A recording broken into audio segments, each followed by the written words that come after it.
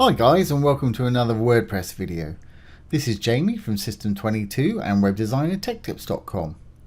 Well, we're continuing on here with our theme of backing up our WordPress site. We've been using a free plugin called WPvivid. If you don't have it, simply go to your plugins.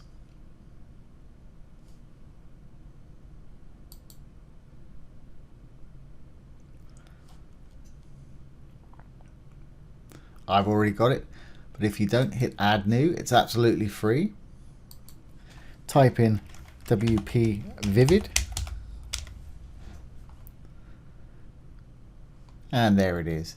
Simply activate it or install it and activate it. And it'll give you a shortcut on your desktop like this one. Okay, so let's go in there. When you first get it, you won't have any backups down here. This is where your backups are stored. We've covered backup and migration locally, and today we're going to cover remote storage. And what that means, instead of backing it up to this local server, it's going to back it up to my Dropbox account, which I'm going to set up. So I've got my Dropbox actually open here, and I'll go back to the website, and if we go over to remote storage, you can select Google, Dropbox, Microsoft OneDrive, Amazon S3, etc. So I'm going to select Dropbox, call it, give it a name,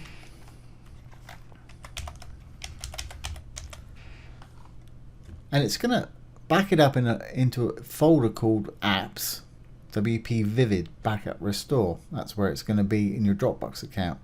Now, as I've got mine open, you can just click the Authenticate with Dropbox button here, and it should add it to our remote storage sites. Let's try that. I'm going to hit the Authenticate button.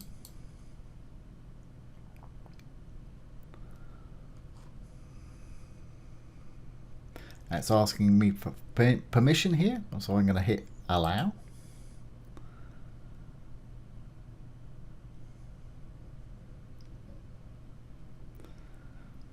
And as you can see, it's already lit up here. We're good to go. If we go back into remote storage now,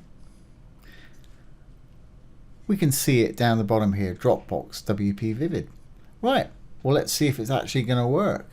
Let's do a backup. So we'll go back to the Backup and Restore tab. I'm going to have the database and files. This is a pretty small site, so it won't take very long.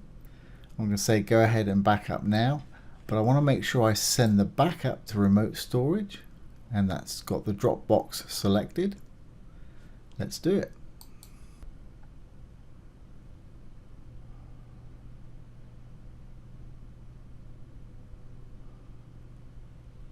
Okay, it says backup task has been completed. It took about 2 or 3 minutes. We've got it down here, and as you can see, it's got it marked as being in the Dropbox, our February 10 backup. Let's go over to Dropbox itself and see if it's there. Now it would have created a new folder. Let's just refresh this. There we are. It's created that new folder, Apps. Inside there will be another folder, WPvivid Backup Restore, and inside there is the actual backup itself. There it is.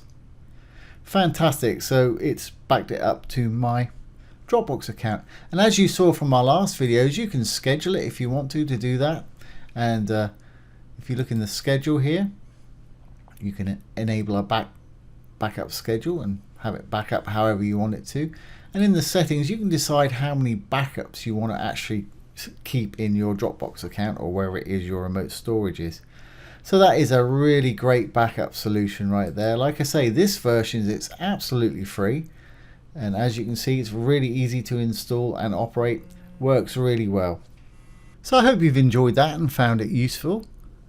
If you have, please give it a thumbs up, share, comment, and subscribe to our YouTube channel. Once again, this has been Jamie from System22 and webdesignertechtips.com. Thanks for watching. Have a great day.